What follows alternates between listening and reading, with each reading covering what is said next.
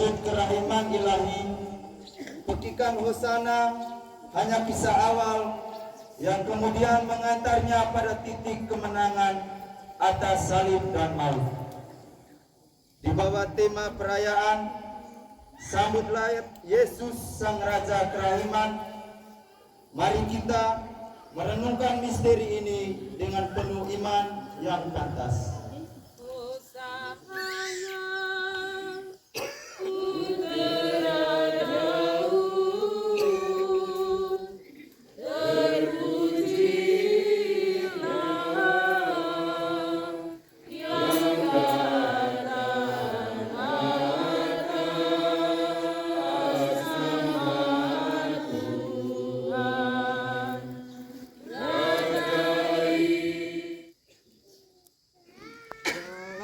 Bapa dan Putra dan Roh Kudus.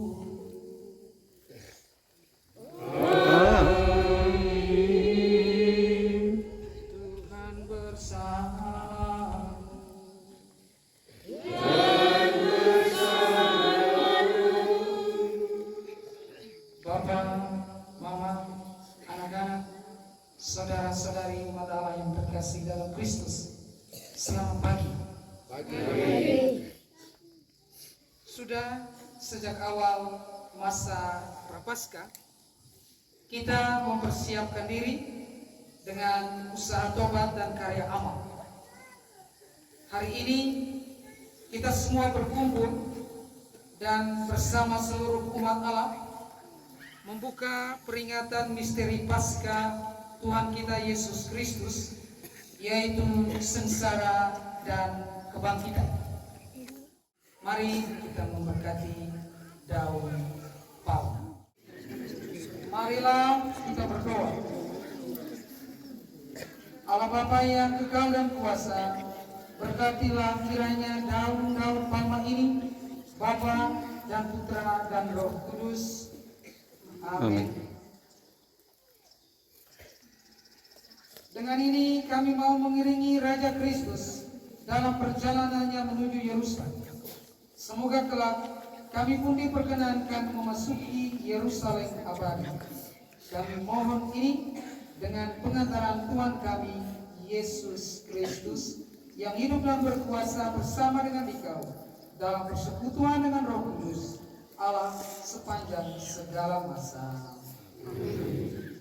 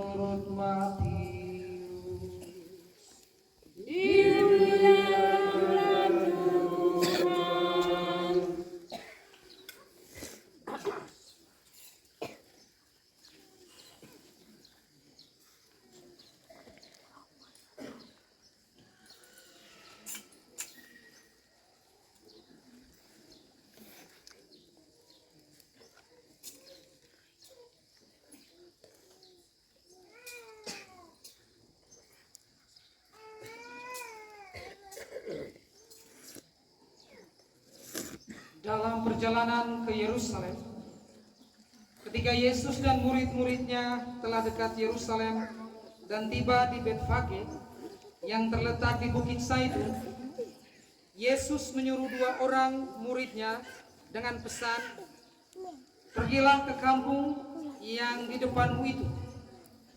Di situ kamu akan menemukan seekor keledai betina tertambat dan anaknya ada di dekat. Lepaskanlah keledai itu dan bawalah keduanya kepadaku. Jikalau ada orang yang menegur kamu, katakanlah, Tuhan memerlukan. Ia akan segera mengembalikan." Hal itu terjadi supaya genaplah firman yang disampaikan oleh Nabi. "Katakanlah kepada putri Sion, lihat, rajamu datang kepadamu, ia lemah lembut dan mengendarai seekor keledai beban yang mudah." Maka pergilah kedua murid itu dan berbuat seperti yang ditugaskan Yesus kepada mereka. Mereka membawa keledai betina itu bersama anaknya, lalu mengalasinya dengan pakaian mereka, dan Yesus pun naik ke atas. Orang banyak yang sangat besar jumlahnya menghamparkan pakaiannya di jalan. Ada pula yang memotong ranting-ranting dari pohon dan menyebarkannya di jalan. Dan orang banyak yang berjalan di depan dan di belakang Yesus berseru, "Hosana bagi anak Daud, diberkatilah dia yang datang dalam nama Tuhan, Hosana di tempat yang maha tinggi." Ketika Yesus masuk ke Yerusalem, gemparlah seluruh kota itu dan orang berkata, "Siapakah orang ini?" Dan orang banyak itu menyahut, "Inilah Nabi Yesus dari Nazaret di Galilea." Demikianlah sabda Tuhan. Terpujilah Kristus.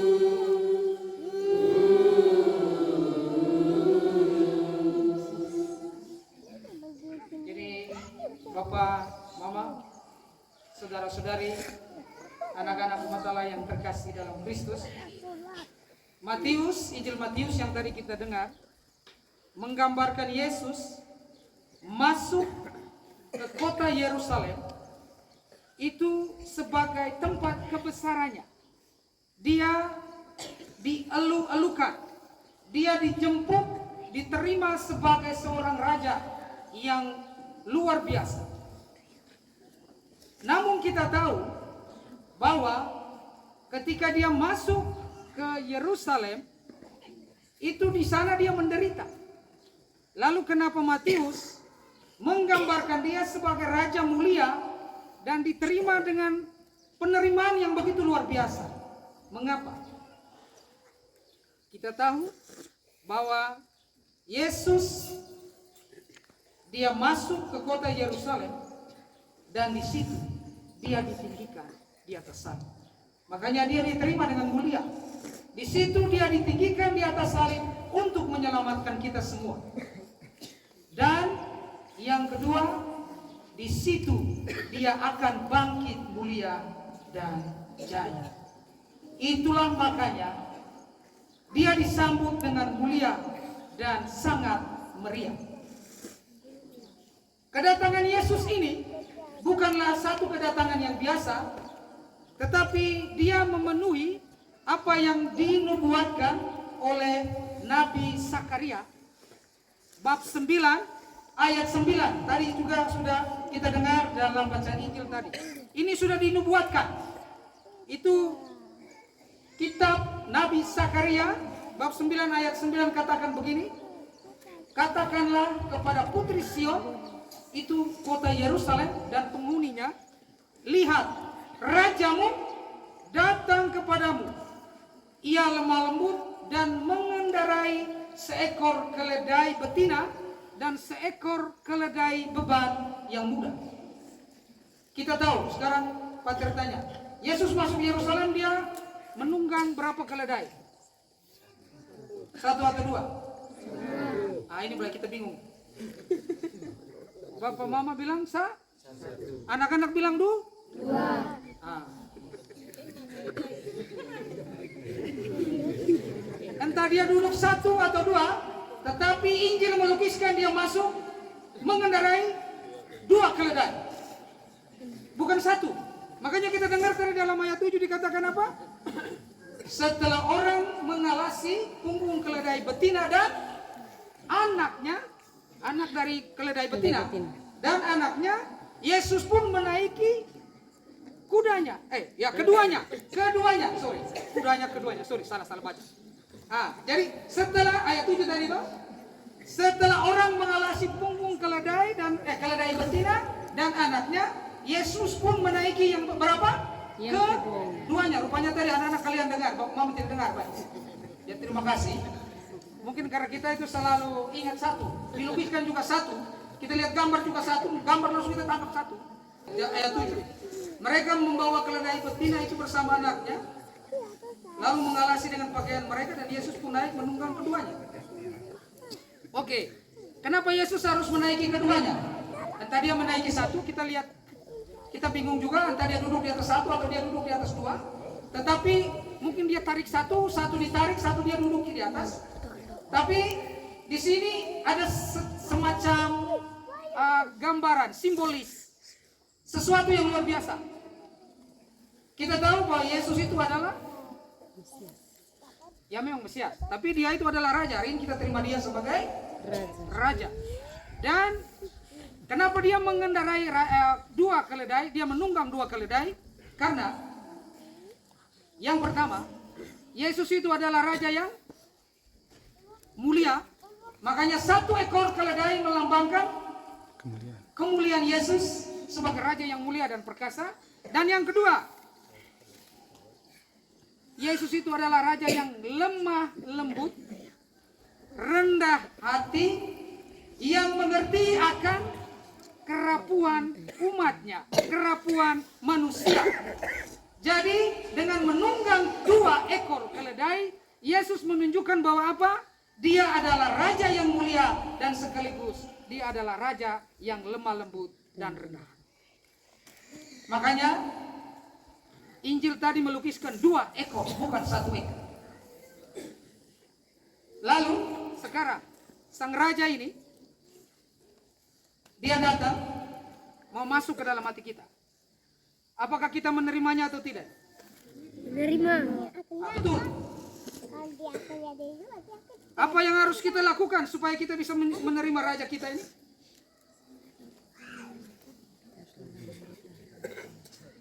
Kita dengar tadi apa? Waktu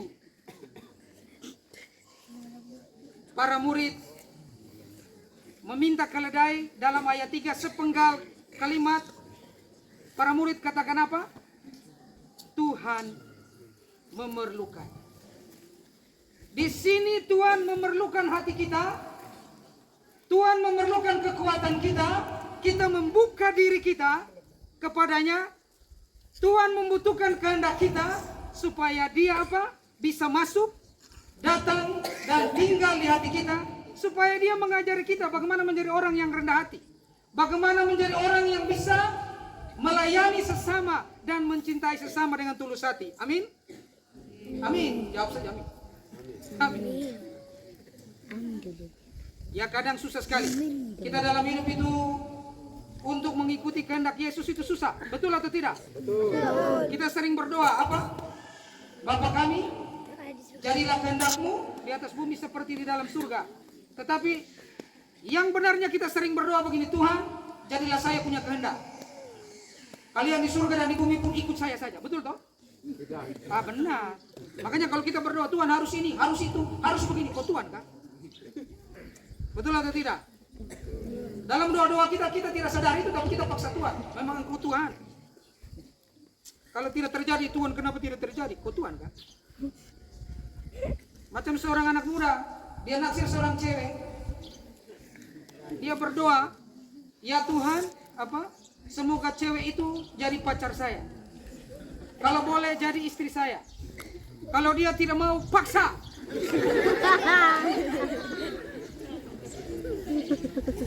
Jadi kita buka hati kita, Tuhan memerlukan hati kita supaya Dia bisa masuk, datang dan tinggal di hati kita. Ya, apalagi Yesus itu adalah raja yang apa? Ya, sekaligus juga rendah hati. Bukan sama seperti pemimpin kita yang tidak rendah hati. Dia itu raja yang lemah lembut, suka berbuat baik, bukan macam caleg toh. Janji-janji palsu Janji tinggal janji, menipu jalan terus. Toh? Yesus tidak pernah menipu. Caleg waktu masa kampanye mungkin senyum itu sebelumnya setahun sekali, tapi begitu pencalonan toh senyum tiap hari. Berbeda dengan Yesus yang selalu menunjukkan kebaikan dari hatinya bagi kita semua. Mari toh kita membuka hati kita supaya kita bisa menyambut sang raja ini masuk ke dalam hati kita, dan dia mengajarkan kita bagaimana menjadi orang yang rendah hati dan tahu melayani serta mencintai sesama dengan tulus hati. Tuhan memberkati.